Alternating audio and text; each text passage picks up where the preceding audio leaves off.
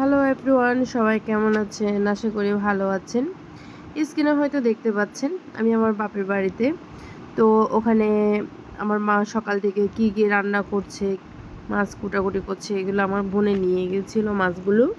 তো এগুলো আমার মা রান্না করার জন্য কুটাকুটি করছিল।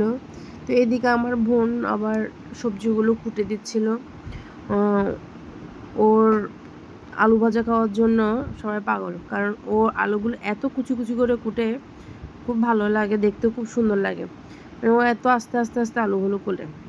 এই যে আমরা সবগুলো রান্না বান্না শেষ করে ভাত টাত খেয়ে সবাই রেডি হয়ে আমরা বেড়ানোর উদ্দেশ্যে চলে যাচ্ছি। আমার মা বলছে, কেন আমাকে ভিডিও করছিস? হাসতেছিল। তো এই যে আমরা চলে আসছি ঘুরতে।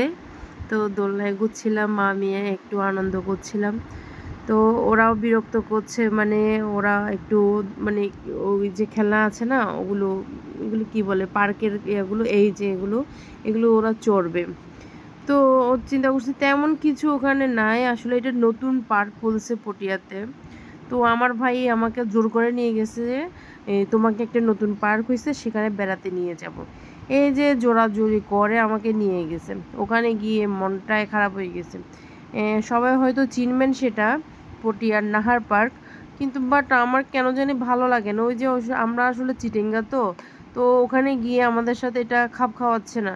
ও যারা গ্রামে থাকে তাদের জন্য ঠিক আছে এটা, কারণ আমরা শহরে এগুলো দেখতে দেখতে অভ্যস্ত হয়ে গেছি। তো এগুলো আমাদের জন্য মনে হচ্ছে কিছুই না, মানে তেমন ভালো লাগেনি।